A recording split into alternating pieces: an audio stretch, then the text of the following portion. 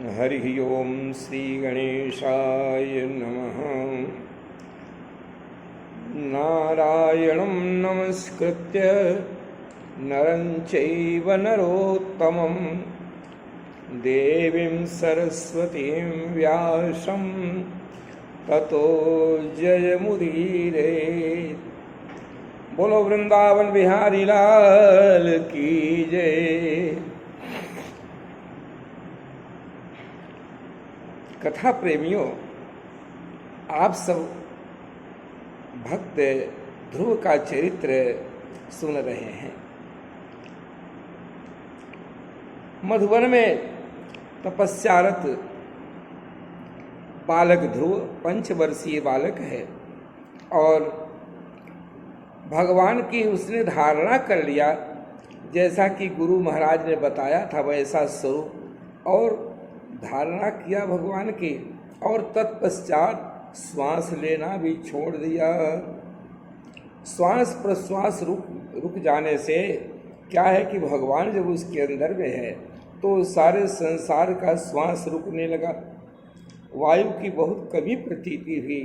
देवता लोग उसको तपस्या से डिगाने के लिए बहुत प्रयत्न किए, लेकिन कोई लाभ नहीं हुआ। उन्होंने विचार किया, अब हम लोग सवेरे चल के भगवान नारायण से प्रार्थना करेंगे कि हमारे दुख का अंत हो और ये इस भक्त को भगवान ने तपस्या से विरत करे। नारद के कथनानुसार सारे देवता अपना जोर आजमाइश कर चुके हैं। भगवान नारायण भी चुपचाप रात में जाके जोर आजमाइश कर लिए, देख लिए भक्त डिगने वाला नहीं है। और इधर सवेरा होने के पहले ही सारे देवता लोग आके भगवान को प्रार्थना कर रहे हैं, जय जय सूरनायक जन सुखदायक प्रणत पाल भगवंता। भगवान आश्वासन देते हैं, देवताओं चिंता न करो। यह उत्तान पाल का पुत्र ध्रुव तप कर रहा है और मैं उसको कृतकृत्य करूँगा और तपस्या से उसको विरत करूँगा। आप लोग अपने इच्छानुसार अपने लोगों को जाएं। सब चल पड़ते हैं। भगवान कहते हैं मैं तुरंत जाता हूँ। सहस्र शीर्षा पिततो गरुत्मता मधोर्वनम भृत्य दिदृक्षयागत। ऐसे सारी दुनिया हम लोग सब भगवान का दर्शन करने के लिए मथुरा वृंदावन जाते हैं, बद्री केदार जाते हैं। लेकिन प्रेमियों, ये भागवती कथा, भागवती संहिता अद्भुत है। ये भक्तों की संहिता है।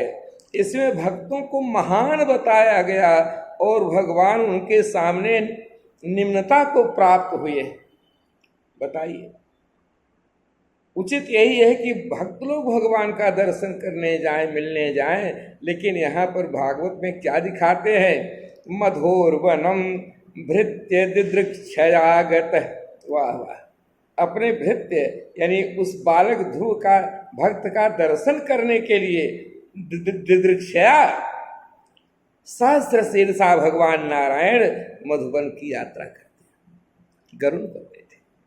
सारे देवता लोग पीछे पीछे अपने अपने वाहन पर बैठ के चल रहे हैं कि देखो आगे क्या क्या होता है। भगवान अपने भक्त का कैसे समाधान करते हैं हम लोग आज अपने आँखों से देखेंगे। भगवान पहुंच जाते हैं मधुवन में।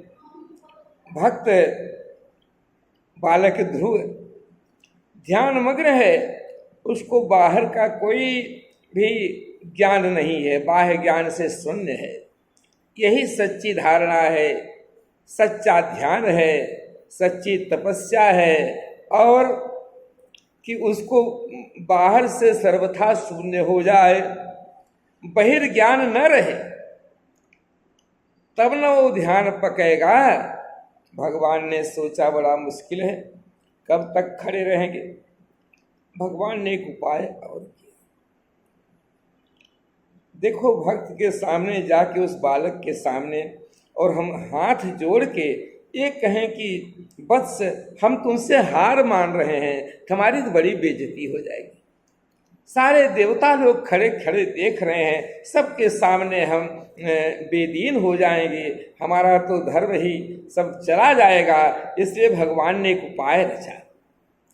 उन्होंने यह होश में आवे, हमको देखे, उसके बाद हम इसके सामने हाथ जोड़ के माफी मांगे, ये अच्छा नहीं बनता है। भगवान ने उपाय लगाया, वो तो लीलाधारी है। पांचजन शंख को हाथ में दबा लिया, लोगों को लगे कि शंख लिए हैं और लेकिन असल में शंख भगवान नहीं लिए हैं। बच्चे के सामने शंख को लेने के बहाने अपने हाथ जोड़ के खड़े, शंख बजाया। बालक का ध्यान नहीं टूटा तो भगवान ने जो स्वरूप का ध्यान अंदर कर रहा है उसको भगवान ने बाहर कर लिया। अब बेचैन हो गया, वो स्वरूप कहाँ गया जो हम 6 महीने से जिन भगवान का ध्यान कर रहे हैं, गायब हो गए। नेत्र खोल के देखता तो वही सामने खड़े हैं। नील सरोरुह नीलमणि नील नीरधर श्याम, तरुण अरुण बारिज नयन,